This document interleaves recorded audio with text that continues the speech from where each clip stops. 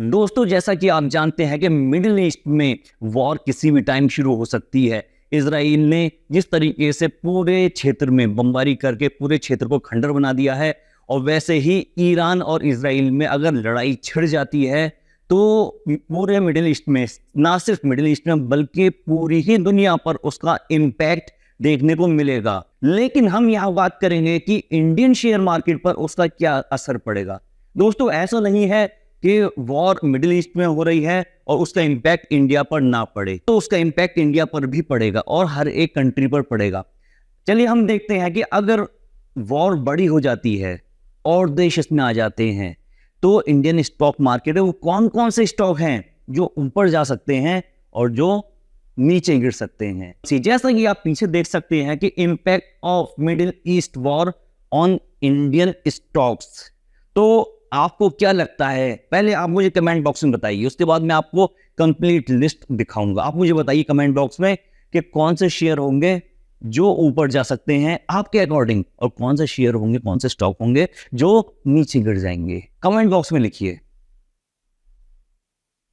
आपदा में अवसर तलाशने चाहिए। अगर वॉर वहां पर हो रही है तो हमें कौन से स्टॉक लेने हैं, ठीक है। चलिए पहले वो देखते हैं। तो सबसे पहले जो लिस्ट में नाम निकल कर आया है वो है रिलायंस इंडस्ट्रीज। ये वो स्टॉक हैं जो ऊपर जा सकते हैं। तो पहला लिस्ट में पहला नाम है रिलायंस इंडस्ट्रीज। अब ये क्यों ऊपर जा सकता है, यहां देखिए, क्योंकि benefit from higher oil and gas price. जब लड़ाई होगी मिडिल ईस्ट में, पूरी दुनिया में जब वॉर हो जाएगी तो गैस के और तेल के दामों में बेतहाशा बढ़ोतरी होगी, और जब ये उनके दाम बढ़ेंगे तो रिलायंस इंडस्ट्रीज के शेयर भी ऊपर जाएंगे।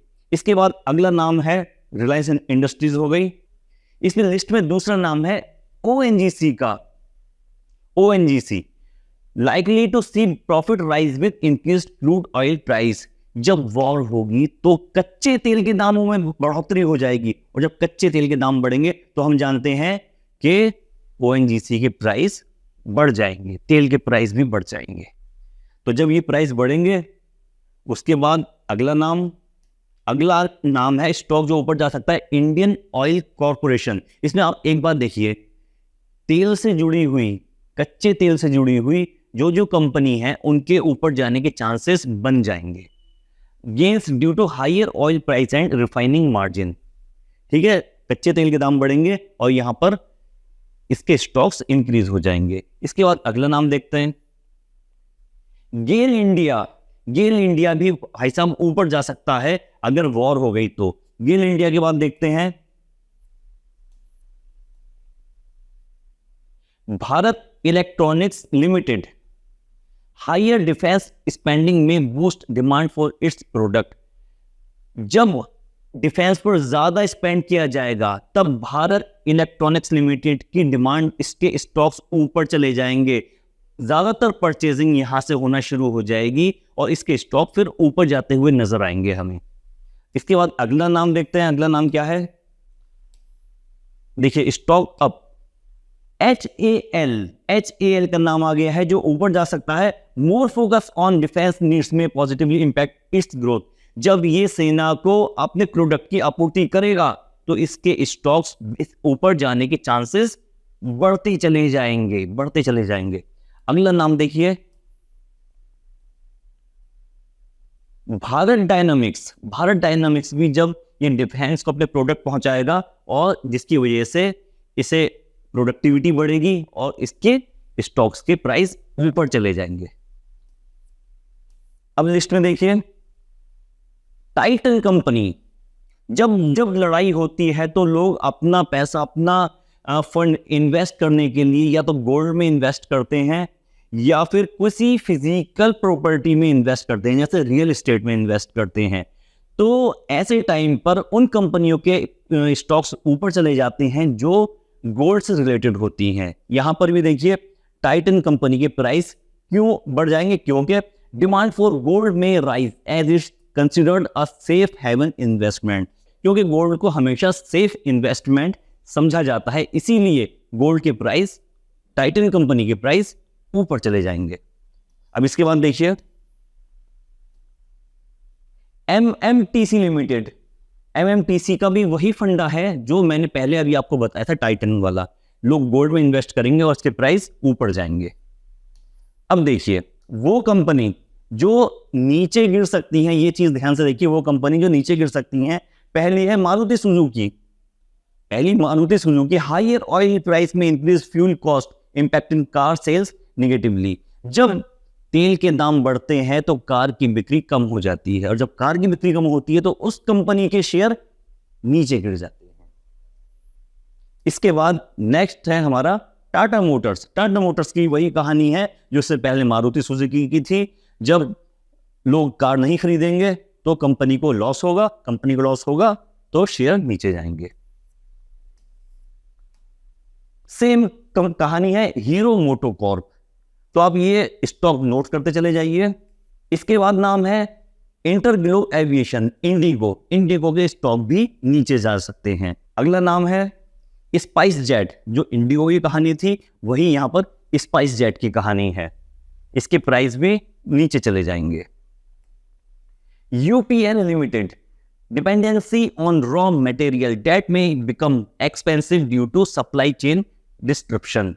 जब वॉर हो जाती है तो जो कच्चे माल की आपूर्ति होती है वो प्रॉपर टाइम पर नहीं हो पाती है ड्यू टू वॉर, जिसकी वजह से जब किसी कंपनी को कच्चा माल नहीं मिलता है तो वो अपने प्रोडक्ट को मार्केट में नहीं पहुंचा पाता है। तो यूपीएल लिमिटेड के भी प्राइस स्टॉक्स नीचे जा सकते हैं। इसके बाद जो अगला नाम है वो है कोरोमंडल इंटरनेशनल। सेम कहानी वही आ रही है जो इससे पहले आई थी। जब कच्चा माल नहीं मिलेगा तो कंपनी कैसे सरवाइव करेगी। BPCL, Bharat Petroleum Corporation Limited, में face pressure on refining margins as crude oil price rise. कच्चे तेल के दाम अगर बढ़ गए तो इनके ऊपर उसे रिफाइन करने का प्रेशर होगा, जिसकी वजह से ये मार्केट नीचे जा सकती है। लेकिन ओएनजीसी के दाम बढ़ेंगे, ओएनजीसी ऊपर जाएगा और बीपीसीएल नीचे गिर सकता है, इसमें फर्क है। अगला नाम है Hindustan petroleum Corporation limited.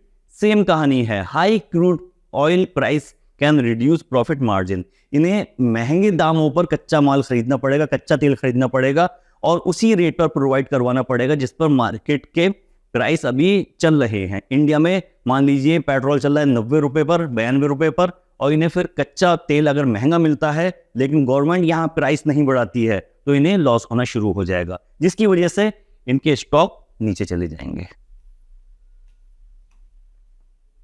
HDFC bank, rising oil price में increase inflation leading to higher interest rates and impacting loan growth. इन्हें अपना इंटरेस्ट बढ़ाना पड़ेगा जिसकी वजह से लोन की ग्रोथ उस पर इंपैक्ट होगा। लोग कम से कम लोन लेना चाहेंगे। 12.5% से इन्होंने बढ़ा दिया 13%। लोग कम इंटरेस्ट लेंगे अब लोन लेने में, जिसकी वजह से HDFC के प्राइस स्टॉक्स डाउन हो सकते हैं। और अगर HDFC के स्टॉक्स डाउन जाते हैं तो पूरा बैंक निफ्टी नीचे को चला जाएगा। और हमें पता है कि बैंक निफ्टी हो या निफ्टी हो, फिर निफ्टी हो, एक दूसरे से कहीं ना कहीं इंटरलिंक रहते हैं। बैंक निफ्टी गिरा तो निफ्टी गिरेगा, निफ्टी गिरा तो बैंक निफ्टी गिरेगा, HDFC बैंक गिरा तो बैंक निफ्टी गिरेगा। तो इस तरीके से कहीं ना कहीं सब एक दूसरे से इफेक्टेड रहते हैं। SBI, State Bank of India, economic slowdown and inflation में result in lower loan demand at asset quality risk. जब वॉर होती है, पूरी दुनिया में वॉर हो रही है, सामान की आपूर्ति नहीं हो पा रही है, सामान समय से नहीं पहुंच पा रहा है, लोगों को प्रोडक्ट नहीं मिल पा रहे हैं, जिसकी वजह से इकोनॉमिक स्लो डाउन हो जाता है। और जब इकोनॉमिक स्लो डाउन होता है तो देश में आर्थिक मंदी आती है, और आर्थिक मंदी में लोन के इंटरेस्ट रेट बढ़ाए जाते हैं, जिसकी वजह से लोग लोन कम लेना शुरू कर देते हैं और कंपनी के प्राइस नीचे की तरफ चले जाते हैं। तो दोस्तों, ये मैंने आपको लिस्ट दिखाई उन स्टॉक्स की जो स्टॉक्स मिडिल ईस्ट में अगर वॉर बड़ी हो जाती है, बड़े लेवल पे हो जाती है, तो वो स्टॉक्स नीचे जा सकते हैं। और एक लिस्ट दिखाई उन स्टॉक्स की जो स्टॉक्स ऊपर जा सकते हैं। तो आपको इस बात का ध्यान रखना है कि मिडिल ईस्ट में क्या चल रहा है, क्या नहीं चल रहा है। अगर लड़ाई बड़ी होने की संभावना बनती है तो आप उन स्टॉक्स की एक लिस्ट बनाकर तैयार रखिए कि आपको कहां पर इन्वेस्टमेंट करना है, किधर को ट्रेडिंग करनी है आपको। ये लिस्ट आपके बहुत काम आ सकती है। तो दोस्तों, मेरे चैनल को सब्सक्राइब कीजिए, वीडियो को लाइक कीजिए। अगर वीडियो में आपको कोई कंफ्यूजन है तो अभी कमेंट बॉक्स में पूछ लीजिए, और अगर कमेंट बॉक्स में जवाब नहीं मिलता है तो मेरे इंस्टाग्राम चैनल पर जाइए, वहां आपको जवाब डेफिनेटली मिलेगा। तो चलिए मिलते हैं अपने नेक्स्ट वीडियो में।